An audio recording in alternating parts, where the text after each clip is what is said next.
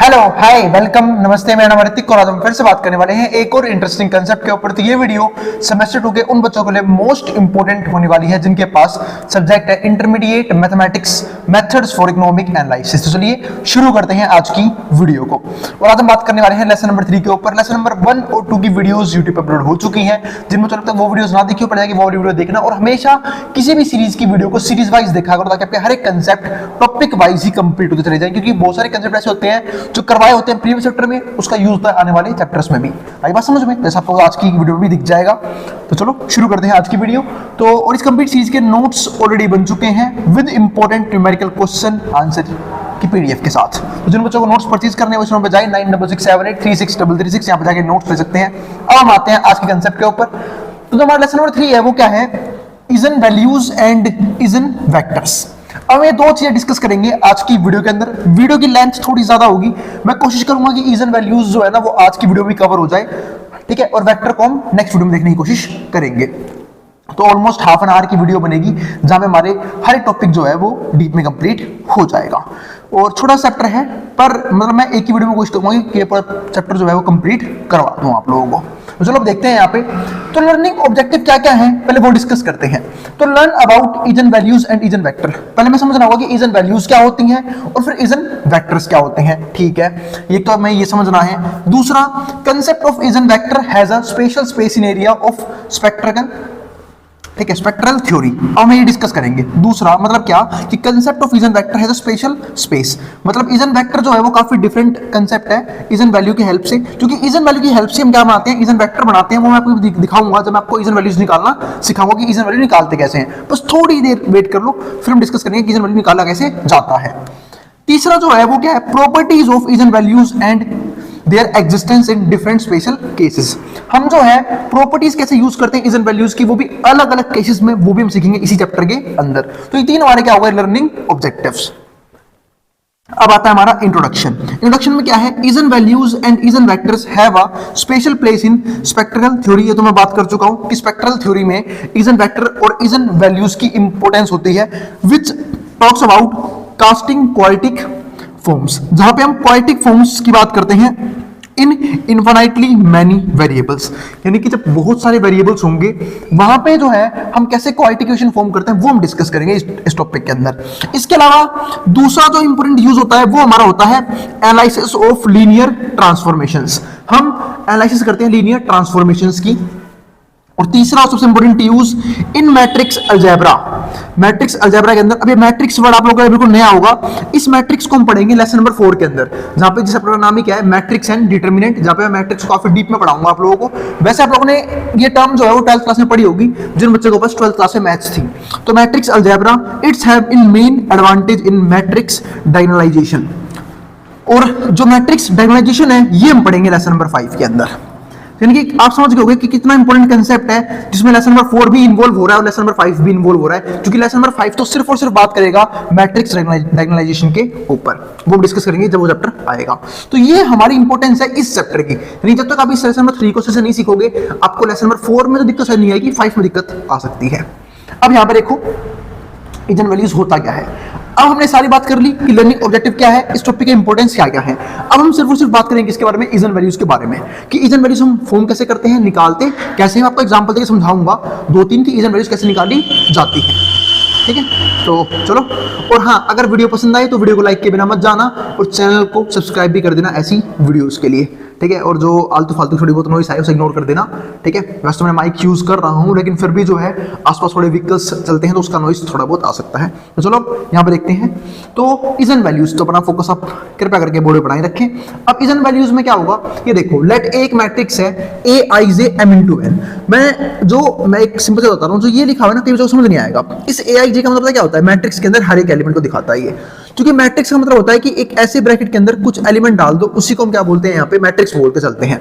तो ये दिखाता है कि हर एक एलिमेंट को, और ये जो m(n) है ना ये दिखाता है order of the matrix. Order of the matrix का मतलब क्या है कि m दिखाता है नंबर ऑफ रो कितने हैं, n दिखाता है नंबर ऑफ कॉलम कितने हैं। जब मैट्रिक्स पढ़ोगे ना इससे अगली वीडियो में, अगली या फिर अगली से अगली वीडियो में जब मैं मैट्रिक्स स्टार्ट करूंगा, लेसन नंबर 4 स्टार्ट करूंगा, वहां मैं आपको बिल्कुल डीप में समझाऊंगा मैट्रिक्स होता क्या है। Be a square matrix of order n, ये क्या बनेगी? Square matrix of order n। अब बात ये है स्क्वायर मैट्रिक्स क्या होती है? वो मैट्रिक्स जहां पे नंबर ऑफ रोज और नंबर ऑफ कॉलम क्या हो? बराबर हो। ठीक है, उसको हम क्या बोलते हैं? Square matrix. यानी जितनी रो हो ना उतनी कॉलम होनी चाहिए। यानी कि हो सकता है 1 क्रॉस 1 की मैट्रिक्स हो, 2 क्रॉस 2 की मैट्रिक्स हो, 3 क्रॉस 3 की मैट्रिक्स हो, 4 क्रॉस 4 की मैट्रिक्स हो, उनको हम यहां पे बोल के चलते हैं of order n। Consider the homogeneous system of equation. अब होमोजेनियस सिस्टम ऑफ इक्वेशन क्या होता है, इसकी बात मैं कर चुका हूं प्रीवियस वीडियो में। ठीक है, जहां पे हमारे पास क्या है, ax equals to lambda x, और इसी को हम ऐसे लिख सकते हैं। अभी ऐसा आया कैसे? कुछ नहीं किया भाई, उसको उठा के यहाँ पे ले आया। वो यहाँ पे क्या हो जाएगा? माइनस का हो जाएगा वो लैम्डा एक्स।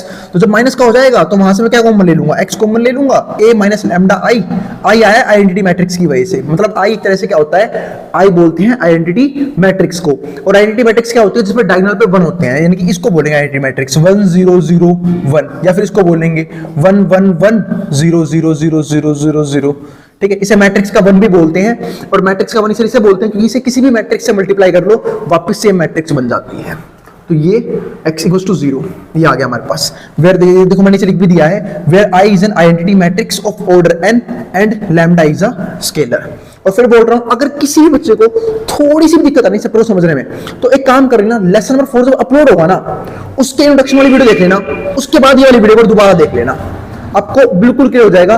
पर मेरी मजबूरी है कि लेसन नंबर 3 है तो मुझे पहले यही करवाना होगा, उसके बाद लेसन नंबर 4 करवाऊंगा। ठीक है, लेकिन आप लोग की मजबूरी नहीं, जब सीरीज बन जाएगी तो लेसन नंबर 4 की वीडियो जो इंट्रोडक्शन वीडियो है वो होगी मैट्रिक्स की पहली वीडियो, वो देखने का वाली वीडियो देखना, आपको और अच्छे से क्लियरिटी के साथ समझ में आ जाएगा हर एक टॉपिक। अब यहां पर देखो, homogeneous system of equation 1 always has a trivial solution. हमने बात की थी पिछले वीडियो में कि होमोजेनियस के जो है वो क्या आते हैं, ट्राइवल सॉल्यूशन भी आते हैं और नॉन ट्राइवल सॉल्यूशन भी आते हैं। Here our concern is to find lambda. हमारा यहाँ पे मेन काम क्या होता है, लैम्डा को फाइंड आउट करना, find lambda for which non trivial यानी कि नॉन जीरो सॉल्यूशंस आए ऑफ होमोजेनियस सिस्टम एग्जिस्ट। क्योंकि हम जानते हैं कि दुनिया की कोई सी भी इक्वेशन जो होमोजेनियस है, ठीक है, वो कंसिस्टेंट इक्वेशन होती है, यानी कि उसका सॉल्यूशन निकलते हैं। ठीक है, सॉल्यूशन निकलते हैं तो हमें वो निकालने हैं, और हमें क्या निकालनी है यहाँ पे, मेन लैम्डा की वैल्यू। अब वो इक्वेशन कुछ इस फॉर्म में होगी, a11 माइनस लैम्डा, यानी कि सिर्फ लैम्डा ना डायगोनल से माइनस होगा। अब डायगोनल से क्यों माइनस हुआ उसको बस मैं अभी समझाता हूँ। पहले आप यहाँ तक का जो उतार लो, बैठ रहा हूँ बोर्ड के सामने से, फिर मैं आपको एक क्वेश्चन करवाता हूँ, ठीक है, जहां पे मैं आपको दिखाऊंगा कि हम जो है वो इजन वैल्यू कैसे फाइंड आउट करते हैं। ठीक है, तो मेरे उतार लो एक बार इसको, ठीक है, फिर डिस्कस करते हैं इजन वैल्यू कैसे निकाली जाती है। चलो फिर अब हम देखते हैं इजन वैल्यूज हम कैसे निकालेंगे। अब यहाँ पर देखो, मैंने कोई ए मैट्रिक्स सपोज को लेट कर ली, कोई भी ए मैट्रिक्स इस दुनिया की, हम मान लेते हैं 2 3, ठीक है, 6 2, हमने कोई भी ए मैट्रिक्स सेट कर ली है। ठीक है, तो हमने ये मैट्रिक्स बना ली अपनी। ठीक है, अब होगा क्या, अब यहाँ पर देखो, ये मैंने ए मैट्रिक्स बना ली। अब मैं आपको यहाँ पे निकाल के दिखा रहा हूँ कि जो हम जो है, ठीक है, इजन वैल्यू कैसे फाइंड आउट करते हैं। अब यहाँ पे देखो, हमें इस इक्वेशन वाली पुट करनी है, ए माइनस लैम्डा आई। तो a माइनस लैम्डा आई, इसको जब मैं सॉल्व करूंगा तो a मैट्रिक्स मेरे पास आई 2 3 6 2। अब माइनस में लैम्डा आई, अब i जो है ना, ठीक है, वो क्या होती है हमारी आइडेंटिटी मैट्रिक्स। अब जब मैंने ये मैट्रिक्स 2 क्रॉस 2 के लिए, तो मैं आइडेंटिटी मैट्रिक्स भी क्या लूंगा, 2 क्रॉस 2 की लूंगा, वरना प्लस माइनस नहीं कर पाऊंगा। क्योंकि ध्यान रखना, जब भी हम ऑपरेशन ऑफ मैट्रिक्स लगाते हैं ना, तो उनकी वो जब लगता है, मतलब मैट्रिक्स में प्लस माइनस पता कब होती है, जब उनके ऑर्डर क्या हो, सेम हो। तो आइडेंटिटी मैट्रिक्स में 2 क्रॉस 2 की लूंगा, तो 1 0 0 1, तो ये आ गया। अब मैं सॉल्व करता हूं इसे, तो कितना हो गया 2 3 6 2। ठीक है, और लैम्डा को अंदर भेज दो, तो हो जाएगा हमारा लैम्डा की 1 से मल्टीप्लाई होगी लैम्डा आ जाएगा, क्योंकि 1 की किसी भी नंबर से मल्टीप्लाई करो फर्क नहीं पड़ता उस पे। तो lambda into 1 lambda, lambda into 0 0 कर देगा लैम्डा को, लैम्डा इंटू 0, फिर यहाँ पे 0, यहाँ पे क्या हो जाएगा लैम्डा। अब इसे माइनस करो यहाँ से, तो ये हो जाएगा 2 माइनस लैम्डा, ये हो जाएगा 3 माइनस 0 3, ये हो जाएगा 6 माइनस 0 6, और 2 माइनस लैम्डा, यहाँ पे क्या आ जाएगा 2 माइनस लैम्डा, ये आ गया हमारे पास। तो यहां तक मुझे नहीं पता किसी बच्चों को दिक्कत होगी।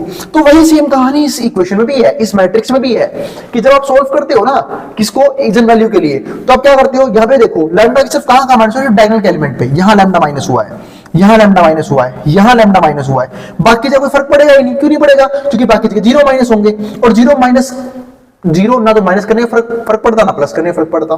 तो इसलिए हमने डायरेक्टली सिर्फ यहां से लैम्डा भी माइनस कर सकते थे, कि तुम यहां से लैम्डा माइनस कर दो, ये यूं का यूं लिख दिए। अब हमें करना क्या है, हमें निकालना इजन वैल्यू। अब बाद में अपने एक्स तो लिया ही नहीं, एक्स का कोई काम भी नहीं है मेरे भाई, एक्स लेने की कोई जरूरत नहीं है, एक्स को भूल जाओ, छोड़ो, एक्स कुछ है भी। ठीक है, तो ए माइनस लैम्डा आई हमने सोल्व कर दिया ये वाला।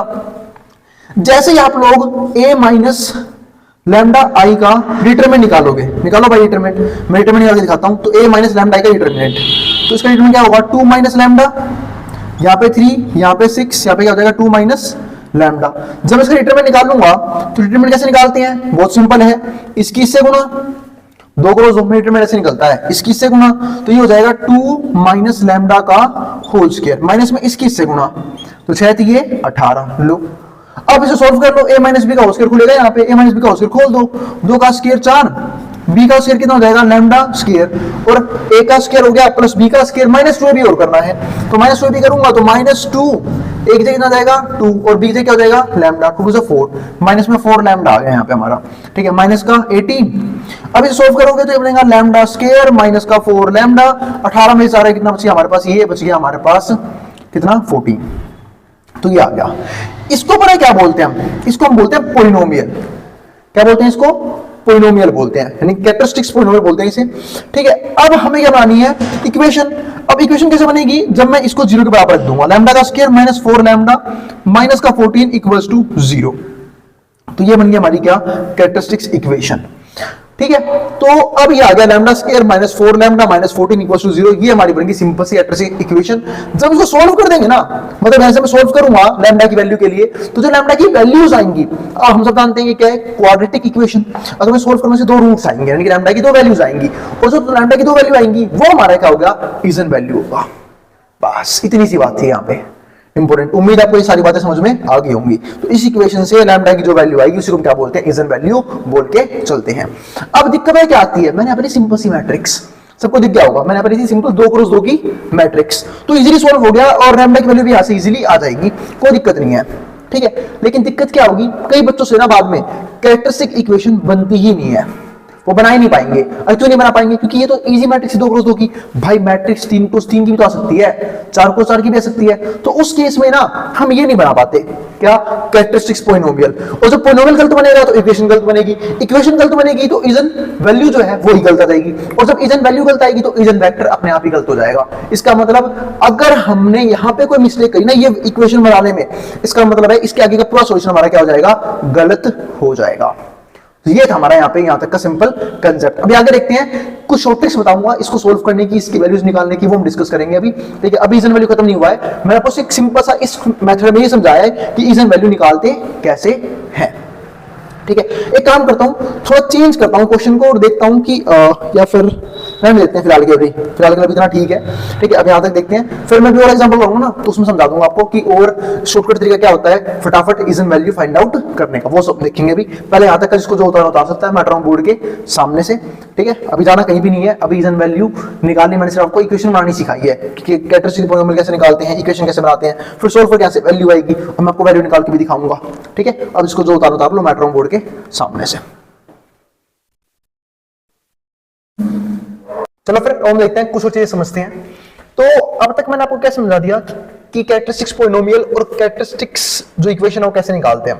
जैसे मैं यहाँ पर देखो, ये एक वैल्यू थी, मैंने मैट्रिक्स के एग्जांपल से समझाया भी, जैसे हम इसका डिटरमिनेंट सोल्व करेंगे क्या आ जाएगा हमारे पास कैरेक्टरिस्टिक्स जो पोलिनोमियल है वो उपलब्ध हो जाएगा, और जैसे हम 0 पर रखूंगा इक्वेशन बन जाएगी। सेम बात देखो यहाँ पे लिखी हुई है, जब डिटरमिनेंट ऑफ ए सोल्व करेंगे, सपोज करो ये एक मैट्रिक्स है, हम इसका डिटरमिनेंट निकालना, तो a minus lambda I is called characteristics polynomial of a, तो इसको हम क्या बोलेंगे a का कैरेक्टरिस्टिक्स पोलिनोमियल।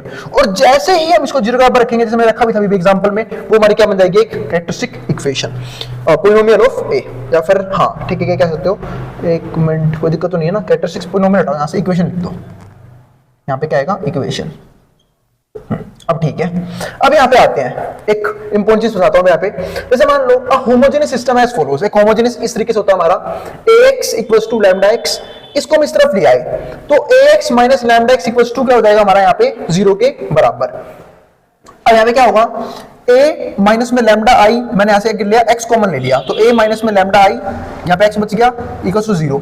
अब बात आती है कि भैया चलो ठीक है, आपने तो समझा दिया कि जो आइजन वैल्यू होती है वो होती क्या है, यानी कि जो भी हमारी लैम्डा की वैल्यू आएगी सोल्व करने वो क्या हो जाएगी हमारी आइजन वैल्यू हो जाएगी, जिसमें मैं निकाल के दिखाता भी हूं, ठीक है। लेकिन अब बात आती है कि भाई आइजन वेक्टर कैसे बनता है, तो जो ये x की वैल्यू आएगी ना यहाँ से सोल्व होने के बाद, ये तो मैंने बात की लैम्डा की वैल्यू की, लेकिन जो x की वैल्यू आएगी सोल्व होने के बाद वो हमारा क्या होता है आइजन वेक्टर होता है। जैसे हम यहाँ पर देखो, सपोज करो क्या लिखा हुआ है, सपोज करो लिखा हुआ है क्या, non zero solution x, x1 x2 xn कितने सॉल्यूशन हो सकते हैं of equation first is called eigen vector और कैरेक्टरिस्टिक वेक्टर। इसी को हम क्या बोलते हैं, आइजन वेक्टर और कैरेक्टरिस्टिक वेक्टर। सॉरी, तो जो लैम्डा की वैल्यू आती है वो हमारी क्या होती है, आइजन वैल्यूज, और जो x की वैल्यू आएगी 100 होने का तो उसको हम क्या बोलेंगे, आइजन वेक्टर।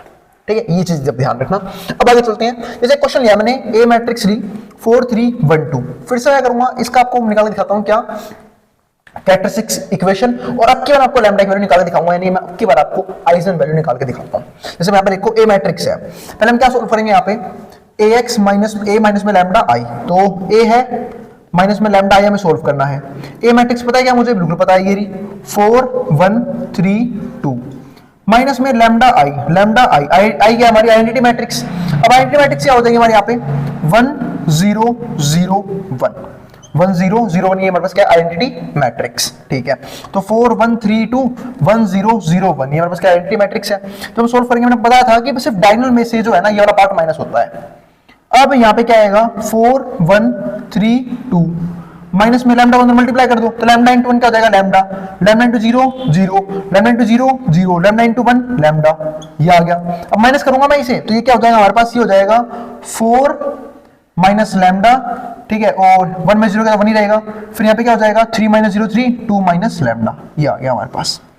अब जैसे ही मैं इसका डिटरमिनेंट निकालूंगा, मेरे पास क्या आ जाएगी, कैरेक्टरिस्टिक्स पॉलिनोमियल की इक्वेशन आ जाएगी। तो देखो अब मैं इसका डिटरमिनेंट निकालता हूं, तो डिटरमिनेंट क्या होगा इसका, 4 माइनस लैम्डा इंटू 1, यहां पर जाएगा हमारे पास 3 2 माइनस लैम्डा, है ना, ये आएगा। इसका डिटरमिनेंट निकालना है हमें। अब डिटरमिनेंट कैसे निकलता है, 2 क्रॉस 2 केस में सबको पता है कि भाई इसकी से गुणा करनी होती है, माइनस में इसकी से गुणा करनी होती है। तो जब इसकी से गुणा करूंगा तो ये आएगा हमारे पास 4 माइनस लैम्डा मल्टीप्लाई में 2 माइनस लैम्डा, ठीक है, फिर माइनस में 3 1 क्या हो जाएगा 3। अब ये सॉल्व कर लेते हैं, तो इसकी मल्टीप्लाई से कितना आएगा 4 2 8, 4 इंटू में लैम्डा कितना हो जाएगा, माइनस में 4 लैम्डा, 2 इंटू लैम्डा कितना हो जाएगा, माइनस में 2 लैम्डा, और माइनस माइनस क्या हो जाएगा प्लस, लैम्डा इंटू लैम्डा क्या हो जाएगा, लैम्डा का स्क्वायर। उम्मीद है मल्टीप्लाई करना सबको आता ही है।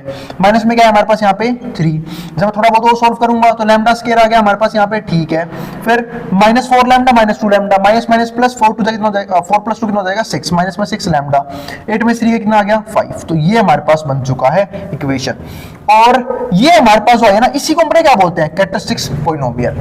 तो ये बन गया हमारी कैरेक्टरिस्टिक पॉलिनोमियल। अब बात क्या आती है कि भाई यहां से इक्वेशन कैसे बनाओगे, वो भी बहुत इजी है। ठीक है, लैम्डा स्क्वायर माइनस में 6 लैम्डा प्लस में 5 इक्वल्स टू 0, ये बन के हमारे पास क्या, कैरेक्टरिस्टिक इक्वेशन।